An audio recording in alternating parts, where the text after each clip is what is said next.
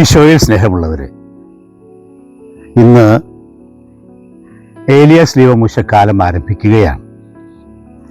മർക്കോസിന്റെ സുവിശേഷം 9-ാം അധ്യായം 2 മുതൽ 13 വരെയുള്ള തിരുവചനങ്ങളാണ് നമ്മൾ ധ്യാനിക്കുക. ഈശോയുടെ രൂപാന്തരീകരണമാണ് നമ്മുടെ ധ്യാന വിഷയം. ഒരു ഉയർന്ന മലയിലേക്ക് ഈശോ പത്രോസിനെയും യാക്കോബിനെയും യോഹന്നാനെയും കൂട്ടിക്കൊണ്ടുപോവുകയാണ്. അവിടെ കർത്താവ് രൂപാന്തരപ്പെടുന്നു. ഈ സുവിശേഷം വായിക്കുമ്പോൾ നമ്മുടെ ജീവിതത്തിൽ ഉണ്ടാകുന്ന രൂപാന്തരീകരണം, സർവോപരി ഈശോയുടെ രൂപാന്തരീകരണം നമ്മിൽ പ്രത്യേകമായി വരുത്തുന്ന മാറ്റങ്ങൾ എല്ലാം നമ്മൾ ഇന്ന് പ്രത്യേകമായിട്ട് ചിന്തിക്കുകയാണ്.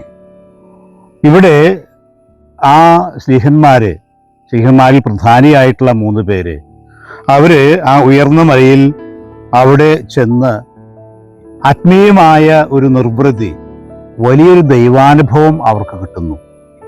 പക്ഷെ നമുക്കറിയാം, ആ ഉയർന്ന മല അവരുടെ ഒരു ഫൈനൽ ഡെസ്റ്റിനേഷൻ അല്ല. അവിടെ ആ ആനന്ദ നിർവൃതിയിൽ ആസ്വദിച്ചിരിക്കാനല്ല കർത്താവ് അവരെ വിളിച്ചത്. അത് അവർക്കൊരു അനുഭവമാകണം, അതൊരു ഓർമ്മപ്പെടുത്തലാകണം.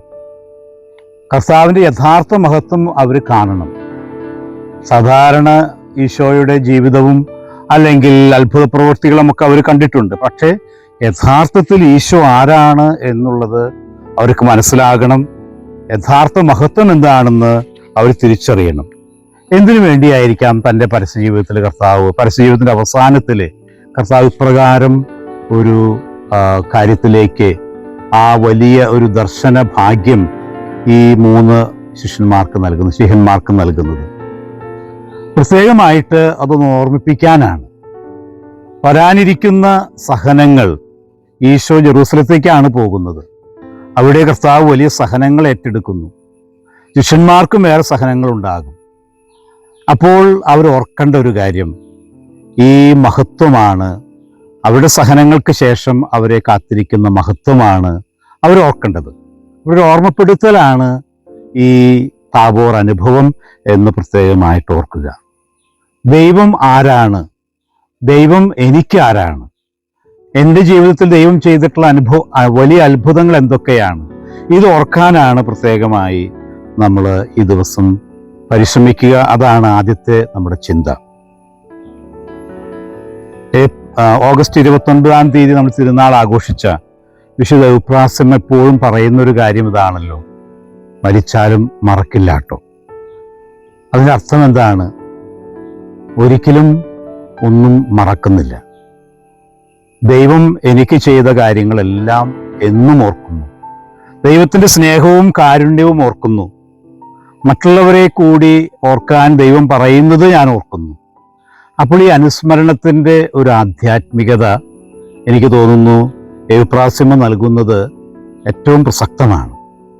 പരിശുദ്ധമ്മ അതുതന്നെയാണല്ലോ തൻ്റെ സ്തോത്രഗീതത്തിൽ പറയുക. ലൂക്കായുടെ സുവിശേഷം 1-ാം അധ്യായം 56-ാം വാക്യത്തിൽ കർത്താവ് അനുസ്മരിച്ചു, ഇസ്രായേലിനോട് ചെയ്ത വാഗ്ദാനം അനുസ്മരിച്ച് കർത്താവ് വലിയ കാരുണ്യം ചെയ്തു എന്നാണ് നമ്മൾ മനസ്സിലാക്കുക. അതുകൊണ്ട് പ്രിയപ്പെട്ടവരെ, ഈ താബോർ അനുഭവം, ഈ രൂപാന്തരീകരണം ശിഷ്യന്മാർക്ക് ഒരു ഓർമ്മപ്പെടുത്തലാണ്.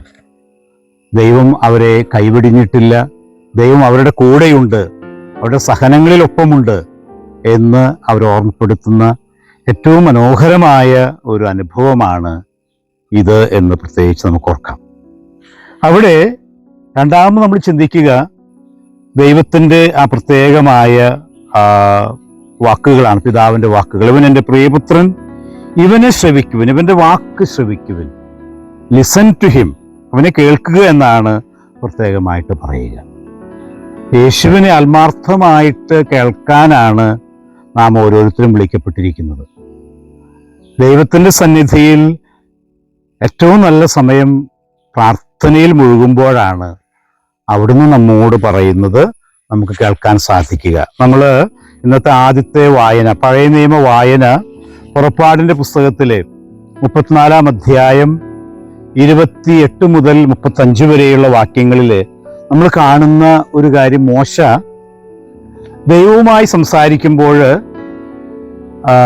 പിന്നീട് മടങ്ങി വരുമ്പോൾ മോശയുടെ മുഖം വലിയ ആ പ്രഭയോടെ പ്രകാശിക്കുന്നത് മോശ അറിയുന്നില്ല, ഷഹറോനും സമൂഹ നേതാക്കന്മാരും അറിയുന്നു. മോശയ്ക്ക് വലിയ മാറ്റം വരികയാണ്.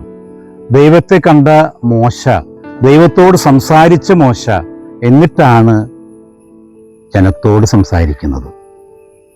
അപ്പോൾ ദൈവത്തിൻ്റെ സന്നിധിയിൽ ദീർഘസമയം കാത്തിരുന്ന് പ്രാർത്ഥിച്ച് ദൈവത്തോട് സംസാരിക്കുമ്പോൾ നമുക്ക് മറ്റുള്ളവരോട് സംസാരിക്കാൻ ഉള്ള ജ്ഞാനം, വലിയ കൃപ നമുക്ക് കിട്ടും. അതാണ് നമ്മൾ രണ്ടാമത് ചിന്തിക്കുക. ദൈവത്തെ കേൾക്കുക, യേശുവിനെ കേൾക്കുക. അങ്ങനെ യേശുവിനെ കേൾക്കുമ്പോൾ നിന്റെ തിരഞ്ഞെടുപ്പുകളിൽ ചില മാറ്റങ്ങളൊക്കെ വരും. ഈ ലോകത്തിൻ്റെ വിജയം തന്നെ ആയിരിക്കില്ല നിന്റെ മാനദണ്ഡങ്ങൾ. അതുപോലെ തന്നെ നിന്റെ ആറ്റിറ്റ്യൂഡ്സ്, നിന്റെ മനോഭാവങ്ങളൊക്കെ മാറും.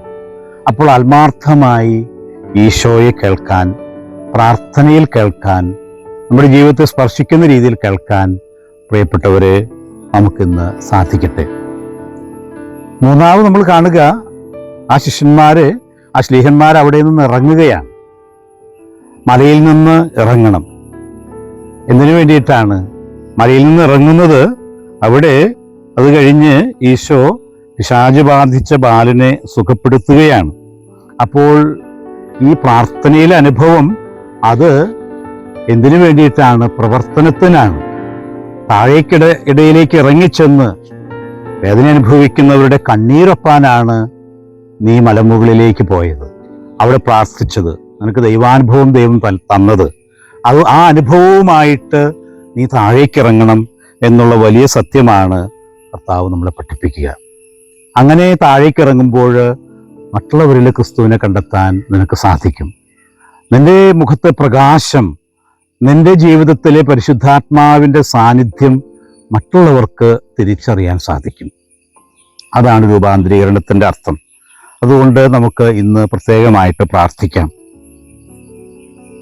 ഈ ഉയർന്ന മലയിലേക്ക്, ദൈവസന്നിധിയിലേക്ക് കയറുന്നതിന്, ദൈവം നമുക്കായി നൽകിയ വലിയ അനുഗ്രഹങ്ങൾ പ്രത്യേകമായിട്ട് ഓർക്കുന്നതിന്, അതുപോലെ തന്നെ ദൈവത്തിൻ്റെ ശബ്ദം, ഈശോയുടെ ശബ്ദം ആത്മാർത്ഥമായി നമ്മുടെ ഹൃദയത്തിൻ്റെ ഉള്ളിൽ കേൾക്കുന്നതിന്, അത് നമ്മുടെ ജീവിതത്തെ പരിവർത്തനപ്പെടുത്തുന്നതിന്, ഈ പ്രാർത്ഥനാനുഭവം മറ്റുള്ളവരെ സഹായിക്കാൻ, മറ്റുള്ളവരോട് പരിഗണനയുണ്ടാകാൻ കാരണമാകുന്നതിന് ഇടയാകണം. അങ്ങനെ വരുമ്പോഴാണ് ഈ രൂപാന്തരീകരണ വലിയ ആ സംഭവം നമ്മുടെ ജീവിതത്തിൽ സ്പർശിക്കുക. അതിനുള്ള വലിയ കൃപ ദൈവം നൽകട്ടെ എന്ന് പ്രത്യേകമായിട്ട് പ്രാർത്ഥിക്കുന്നു. ആമേൻ.